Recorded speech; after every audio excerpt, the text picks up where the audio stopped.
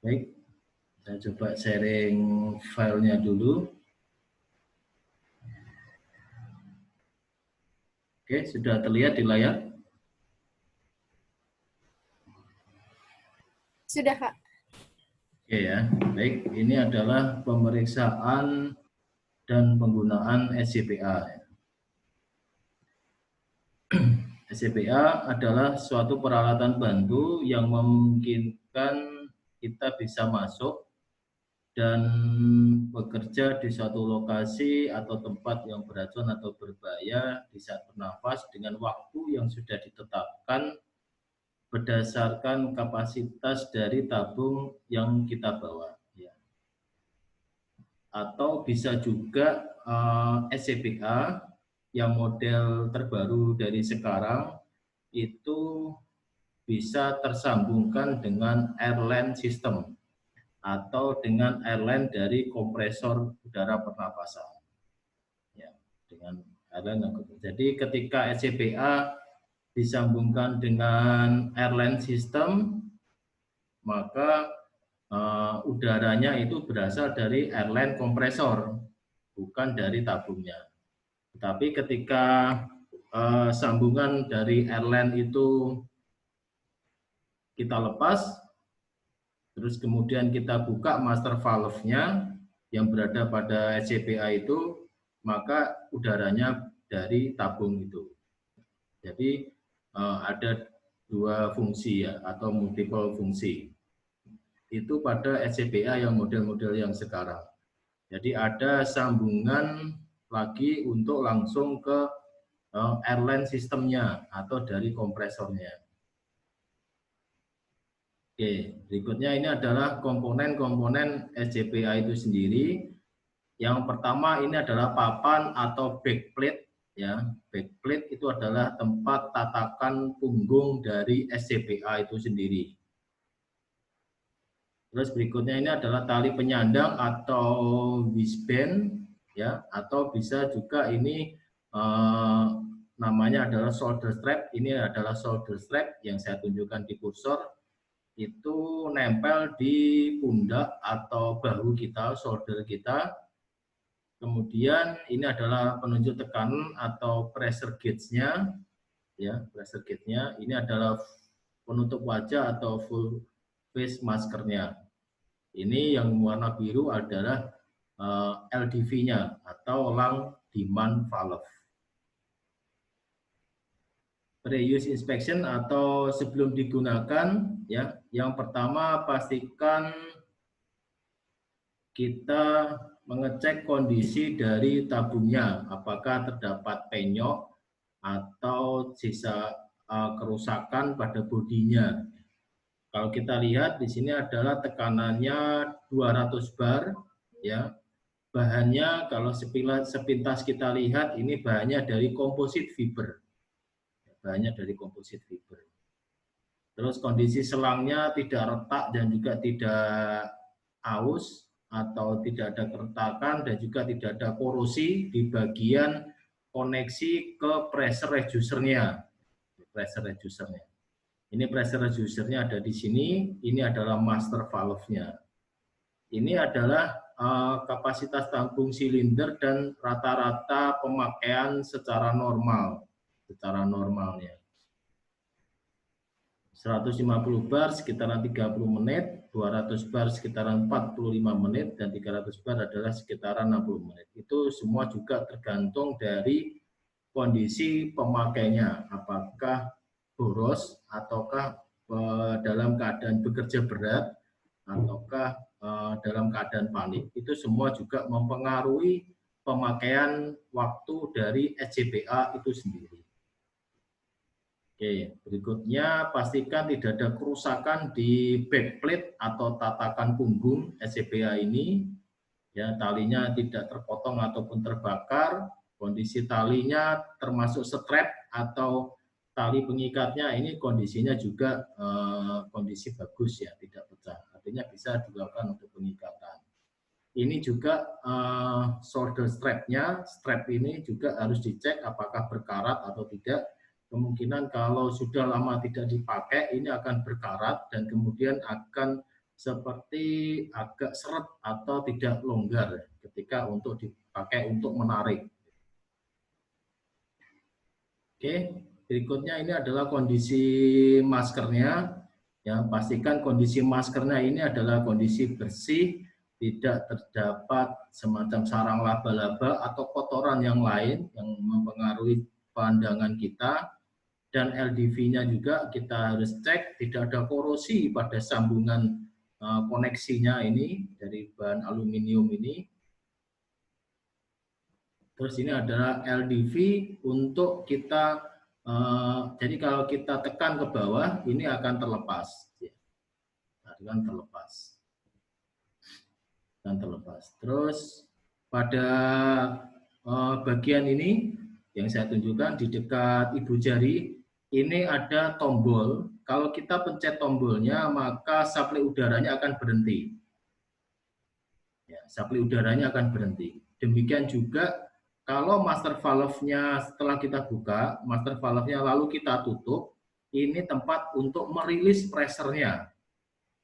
Jadi untuk tempat untuk merilis pressure-nya ada di sini, ada tombol kecil di sini, warna merah biasanya.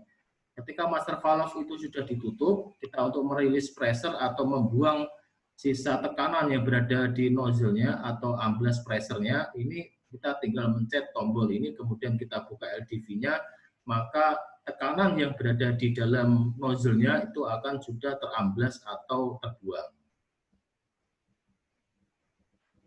Oke, ini adalah master valve-nya.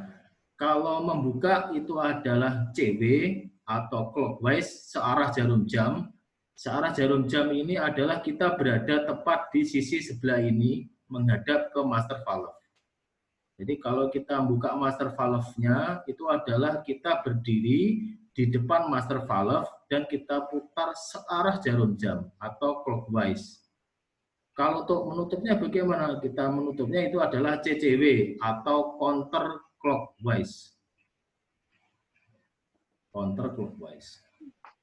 Oke, ini yang seperti saya jelaskan pada video atau gambar tadi, ya.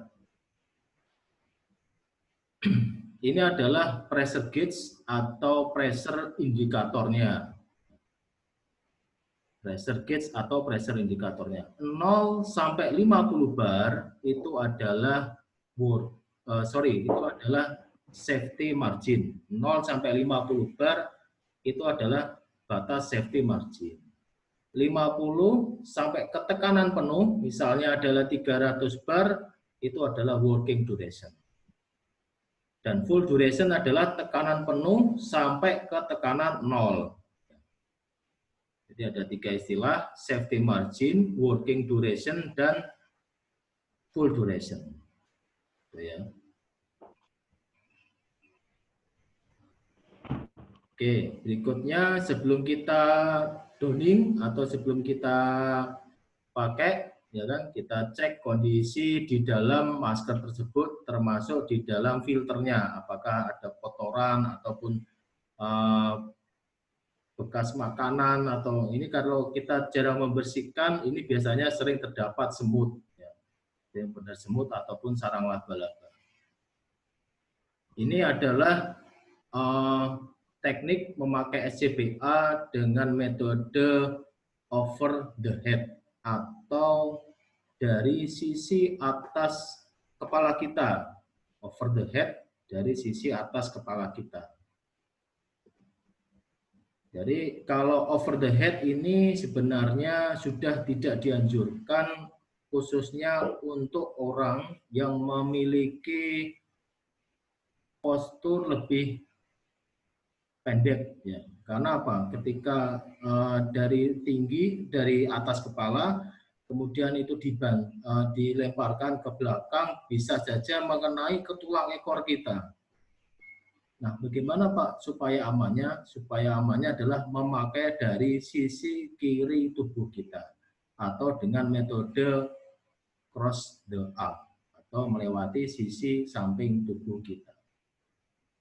Kemudian kita kencangkan buckle-nya atau tali perut atau waistband-nya jangan terlalu kencang juga, karena kalau kita punya perut yang gemuk, terlalu kencang ketika kita bungkuk atau jongkok itu akan nyendal ataupun kena di perut kita ya. Jadi usahakan diikat tapi jangan terlalu kencang. Dengan jarak minimal adalah 3 jari ini bisa masuk ke dalam ikatan. Jadi ketika kita mengikat bagelnya, pastikan 3 jari kita itu bisa masuk. Itu adalah indikator supaya tidak terlalu longgar, juga tidak terlalu kencang. Kemudian kita tarik shoulder strap-nya atau tali yang untuk punggungnya, kita tarik ke belakang dan usahakan posisi master valve-nya itu berada di atas tulang ekor kita, supaya kita leluasa dan ergonomis ketika bergerak, baik jongkok, berdiri, maupun lari. Oke, ini adalah contoh yang benar dan contoh yang salah. Ya. Pada gambar kiri itu contoh yang salah, ya karena posisi SCBA-nya terlalu ke bawah sehingga bebannya lebih berat. Ini contoh yang benar, gambar sebelah kanan itu SCBA-nya sudah di bagian atas dan juga posisi master valve-nya berada di atas tulang ekor kita. Oke, kemudian untuk doningnya atau memakai maskernya, ya. Untuk teknik memakai masker, ini adalah salah satu tangan bergantian. Tangan yang pertama adalah menahan masker dan LDV tepat di wajah kita, kemudian kita tarik strap atau talinya ini adalah ke belakang ya, bukan ke samping. Kalau ke samping itu kita tarik ke samping itu ikatannya tidak terlalu kencang dan kemungkinan putusnya lebih besar. Tapi kalau kita tarik strap-nya ini ke belakang, itu maka insya Allah otomatis ikatannya akan kencang. Seperti itu. Setelah ikatannya kencang, baru kita bisa menarik napas supaya LDV-nya bisa keluar atau terbuka, valve-nya bisa keluar atau terbuka, dan kita bisa menghirup udara secara normal dari tabung yang berada di SCBA. Terus kalau membuka masker ini bagaimana Pak caranya? Ya, di sini ada buckle di bawah telinga ini, ya, yang saya tunjukkan di kursor. Ini ada buckle warna silver. Buckle ini kita tarik ke depan, dia otomatis akan membuka dengan sendirinya. Bisa dibayangkan ya. Jadi kalau kita tarik, kalau kita ingin mengencangkan, ini tinggal tarik strapnya, talinya ke belakang. Tapi kalau kita ingin membuka, ini buckle ini, warna silver ini tinggal kita tarik ke depan.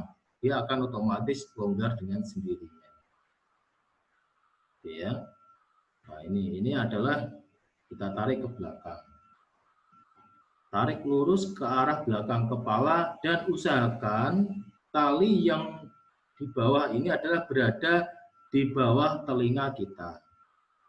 Jangan sampai talinya ini mengenai tepat di telinga kita, karena nanti kita akan terganggu ataupun tidak bisa menggunakan earplug maupun earmuff.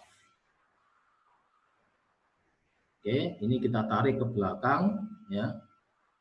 Kita tarik ke belakang dan pastikan rambutnya juga tidak gondrong ataupun terlalu banyak di depan. Supaya apa? Supaya tidak ada rambut yang menghalangi ataupun maskernya tidak bisa tertutup dengan sempurna. Oke. Setelah itu kita juga perhatikan pressure atau regulatornya. Setelah kita pakai maskernya, kita lihat maskernya. Setelah kita lihat maskernya juga. Kita lihat regulator atau pressure indikatornya. Ketika kita lihat pressure indikatornya, kalau ada penurunan sekitaran 10 bar per menit, itu berarti ada kebocoran pada hose atau selangnya. itu adalah namanya adalah pemeriksaan tekanan rendah. Jadi ada dua pemeriksaan SCBA, yaitu pemeriksaan tekanan tinggi dan pemeriksaan tekanan rendah. Pemeriksaan tekanan tinggi itu dimulai ketika kita buka master valve-nya. Ketika kita buka master valve, sebelum SCBA itu digunakan, jika ada suara mendesis atau suara kebocoran seperti itu, maka itu tes tekanan tingginya gagal. Yang kemudian ada yang berikutnya adalah tes tekanan rendah. Tes tekanan rendah ini dimulai ketika kita sudah memakai maskernya. Ketika kita sudah memakai masker, kita lihat pressure gauge-nya, jika ada penurunan sekitaran 10 bar per menit, maka tes tekanan rendahnya gagal atau terdapat kebocoran. Bisa juga di kebocoran pada LDV-nya, ataupun bisa juga kebocoran pada selangnya, atau bisa juga kebocoran pada orang yang memakai maskernya. Bisa karena tertutup oleh rambut, tidak terpasang atau tertutup dengan sempurna di wajahnya, atau bisa juga wajahnya terlalu kecil sementara maskernya terlalu besar, itu bisa juga. Jadi ada banyak faktor kenapa pemeriksaan tekanan rendah ini bisa bocor. Oke, mungkin sudah cukup ya untuk hari ini, yaitu pemeriksaan dan penggunaan SCBA, terus juga alat bantu pernapasan dan materi yang lainnya. Ternyata lebih cepat dari apa yang sudah dikirakan atau dijadwalkan. Mungkin dari sini ada yang mau ditanyakan, silakan.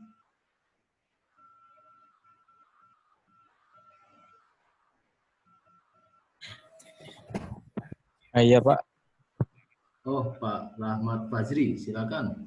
Iya Pak, tadi saya agak ketinggalan Pak, tadi untuk yang penjelasan Bapak mengenai bar tadi Pak. Itu kan untuk bar 0 sampai 50 bar itu kan masuk ke safety margin Pak ya. Ya, kalau betul. untuk 50 sampai 300 bar itu untuk working duration. Betul. Nah, untuk yang cooling duration-nya itu Pak, berapa Pak ya? Untuk full duration itu adalah masa pemakaian SCBA dari tekanan penuh sampai ke tekanan 0. Artinya, jika tekanan di SCBA, di nameplate SCBA itu adalah 300 bar, maka full duration-nya adalah dari 300 bar sampai ke 0 bar.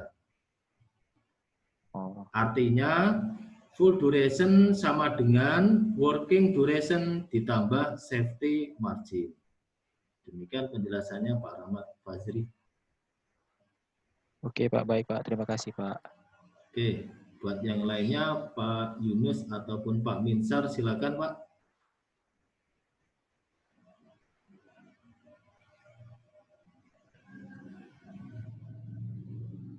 Ya mungkin yang sudah punya experience di K3 bisa bertanya ataupun mungkin tes-tes ya, biar yang fresh graduate ataupun nol pengalaman juga tertular ilmu dan pengalamannya.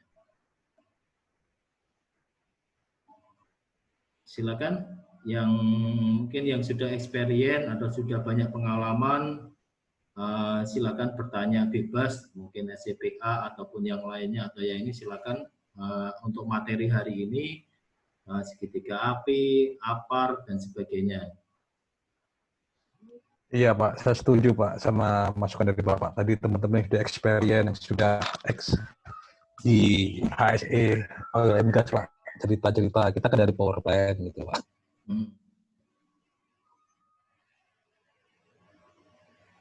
Oke, saya coba ini ya, menstimulate, artinya silakan kembali ke masing-masing kalau mau ingin sharing pengalaman ataupun bertanya yang real case-nya di industri migas supaya bisa tertular untuk orang yang bekerja di industri lain ataupun buat yang fresh graduate ataupun yang masih minim pengalaman. Silakan Bapak-bapak maupun Ibu-ibu.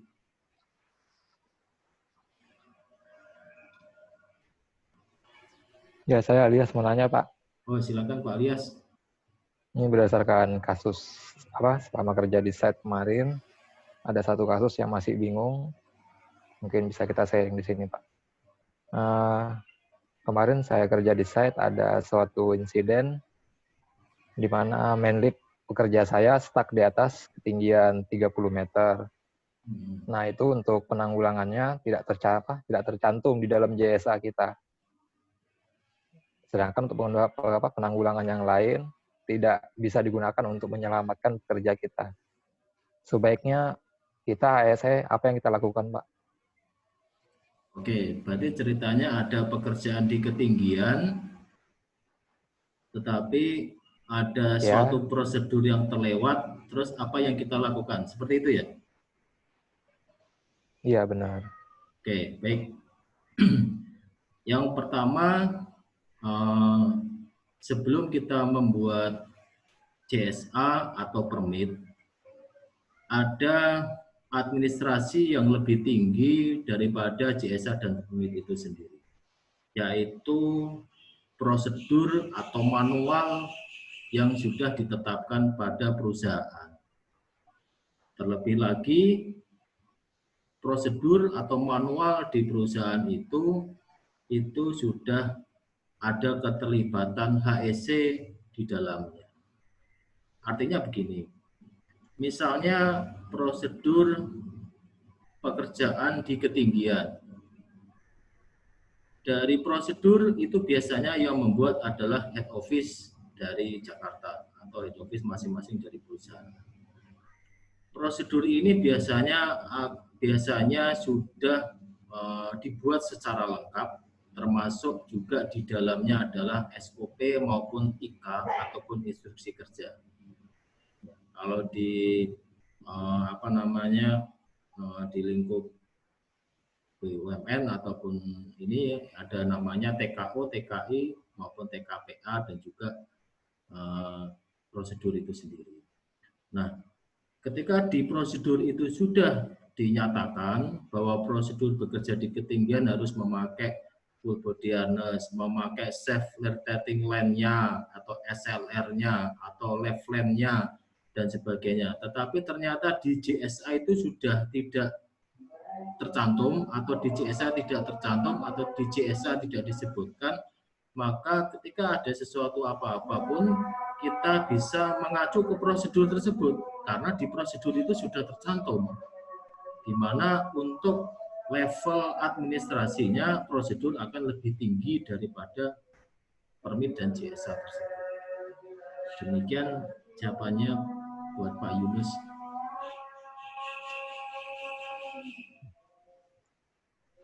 Karena itu pentingnya apa yang sudah saya sampaikan tadi pagi, bahwa tulis apa yang kita kerjakan dan kerjakan apa yang kita tulis. Pastikan kita membuat advice atau review atau masukan pada JSA itu sedetail mungkin.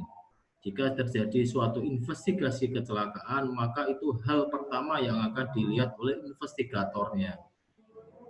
Ini yang sangat penting ditekankan. Dan juga pastikan kita mempunyai dokumentasi secara lengkap apa yang kita lakukan.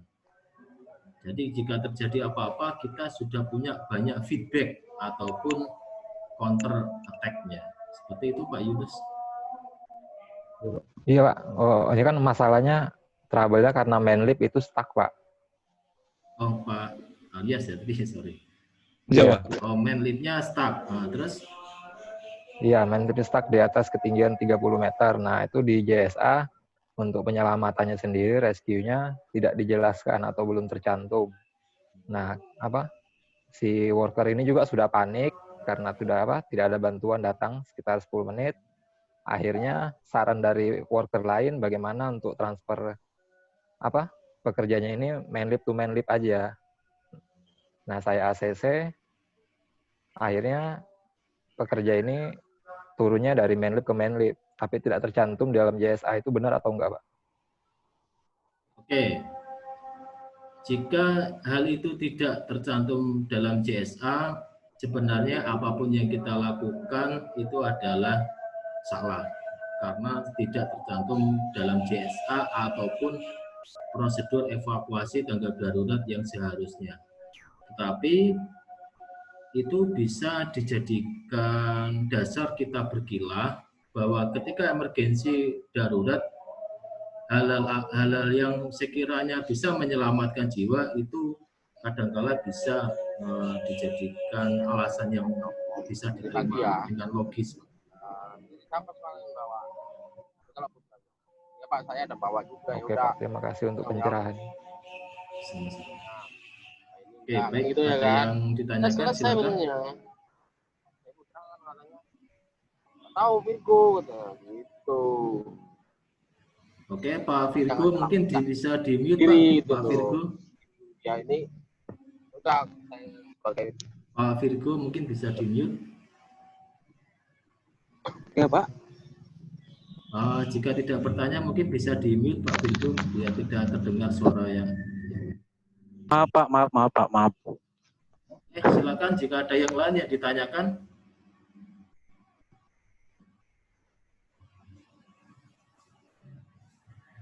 Oke, jika tidak ada, mungkin bisa saya akhiri ya untuk sesi hari ini. Silakan dikerjakan tugas perorangan yang sudah saya share di grup. Ini sebagai bahan latihan kalian masing-masing untuk menghadapi sesi ujian wawancara nanti. Orang mudah mengerti, orang mudah paham, tetapi ketika itu tidak ditulis dalam bentuk tulisan, biasanya akan mudah terlupa ataupun sering terlupakan.